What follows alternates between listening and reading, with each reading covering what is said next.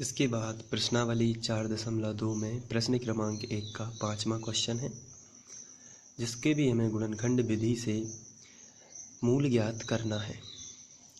तो इसके लिए सबसे पहले तो हम दिए गए समीकरण को ज्यों का त्यों लिख लेंगे। लिखेंगे 100x² माइनस 20x + 1 = 0।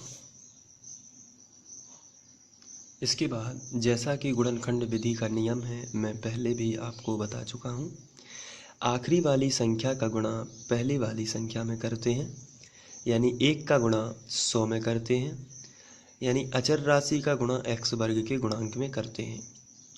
तो यहाँ पर लिखा है 1, और जब 1 का गुणा आप 100 में करोगे तो आएगा 100 एकम 100। अब आपको ऐसी संख्याएं खोजनी हैं जिनका गुणा 100 होता है। आपको ऐसी 2 संख्याएं खोजनी हैं जिनका गुणा 100 होता है। तो सबसे पहले तो आता है 100 एकम 100, दूसरा आता है 20 पंचे 100, तीसरा आता है 10 धाम 100। ये मुख्य संख्याएं हैं। तो यहाँ पर आप देखोगे कि हमें इनमें से कोई एक सिलेक्ट करनी है, यानी कोई एक संख्याओं का युग्म हमें सिलेक्ट करना है। लेकिन कौन सा? ये बीच वाली संख्या निर्धारित करती है। बीच में लिखा है -20x, तो हमें इन तीनों में से कोई ऐसी एक संख्या का युग्म सेलेक्ट करना है जो 20, जिनके जोड़ने से या घटाने से 20 प्राप्त हो। तो 100 और 1 को जोड़ दें तो 101 हो जाएगा, और 100 में से 1 घटा दें तो 99, यानी ये वाली संख्या हम नहीं ले सकते। इसके बाद 20 और 5 को देखते हैं। यदि हम 20 में से 5 घटा दें तो 15 मिलेगा, और 20 में 5 जोड़ दें तो 25 मिलेगा, इसलिए ये भी हम नहीं ले सकते। अब 10 और 10 को जोड़ दें तो 20 मिल जाता है, इसलिए हम ये वाली संख्या सेलेक्ट करेंगे। लेकिन यहाँ पर -20 लिखा है, इसलिए हम माइनस का 10x और माइनस का 10x ले लेंगे ना, तो टोटल हमें माइनस का 20x मिलेगा जोड़ने पर। और गुणा करेंगे जब माइनस का 10 गुणित माइनस का 10, तो गुणा में चिन्हों का गुणा पहले होता है, ऋण ऋण का धन और 10 धाम 100, तो ये धन का 100 मिल जाएगा। और यहाँ पर भले ही 1 लिखा है, लेकिन यहाँ पर 100 माना जाता है, क्योंकि 1 का गुणा x² के गुणांक में किया था, तो 100 एकम 100, यानी यहाँ पर 100 ही है, तो और वो भी प्लस का। इसलिए हमें भी गुणा करने पर जो हमारी संख्याएं हैं -10x -10x, यदि हम माइनस का 10 और माइनस का 10 का गुणा करेंगे तो माइनस माइनस बन जाएगा प्लस, और 10 धाम हो जाएगा 100, इसलिए प्लस का 100 भी मिल जाता है। इसलिए हमारी संख्याएं हैं -10x और -10x। तो आइए इसको हम यहाँ पर सॉल्व करते हैं। 100x² हम दोनों संख्याओं को लिख लेते हैं, -10x + 1 = 0। तो इस तरीके से आप संख्याओं को लिख सकते हैं। इसके बाद आपको दो संख्याओं के युग्मों में से कॉमन निकालना है। यहाँ पर लिखा है 100x² - 10x, तो इतने में से आपको अलग कॉमन निकालना है और इतने में से आपको अलग कॉमन निकालना है।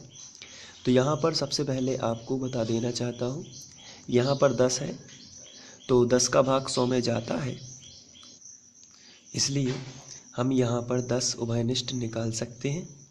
साथ ही साथ x यहाँ पर है और x यहाँ पर भी है, तो हम साथ में x भी कॉमन निकाल सकते हैं। तो अब हमने यहाँ पर 10x कॉमन निकाला है, तो यहाँ पर 10 कॉमन निकाल लेते हैं, तो 10 धाम 100, यहाँ पर 100 में से केवल 10 ही बच जाएंगे, क्योंकि यहाँ पर 10 का भाग चला गया 100 में, तो 10 बार गया।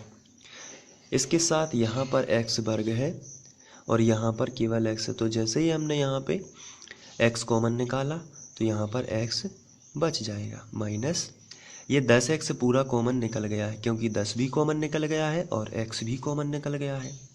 तो जब कोई भी संख्या ना बची हो, पूरा ही कॉमन निकल जाता है, तो हम 1 लिख सकते हैं।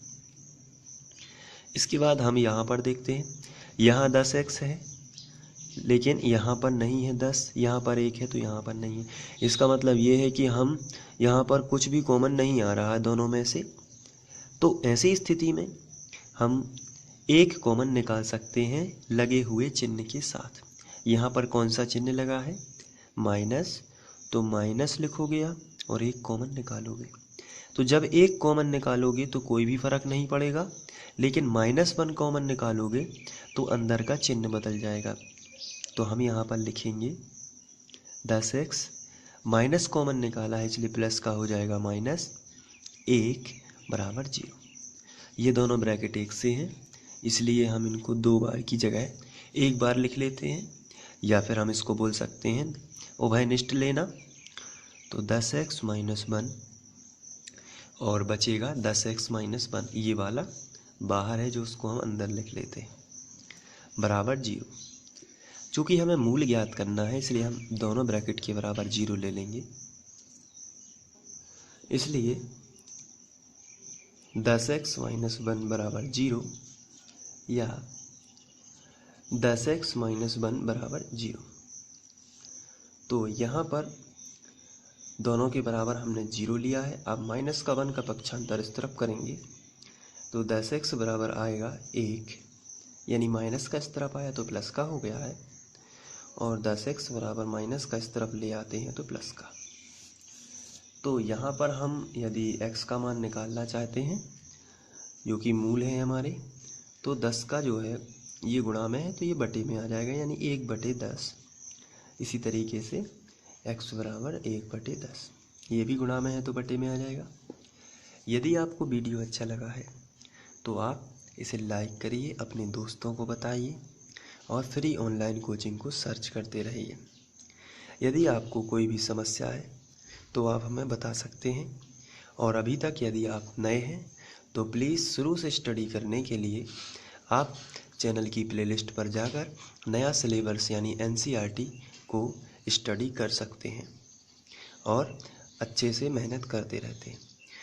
यदि आप अच्छे से मेहनत करोगे तो निश्चित ही आपको सफलता मिलेगी, और आपको मेहनत 10th क्लास में अच्छे से करनी है ताकि आप अच्छे से अच्छी परसेंटेज बना सकें। आशा करता हूँ ये वीडियो आपको पसंद आया है, और यहाँ पर हम प्रश्नावली 4.2 को समाप्त करते हैं और आगे बढ़ते हैं। प्रश्नावली 4.2 का प्रश्न क्रमांक 1 यहाँ पर समाप्त होता है। अब हम लोग प्रश्न क्रमांक 2 को हल करेंगे, उसके बाद प्रश्न क्रमांक 3 और सो ऑन। तो थैंक यू।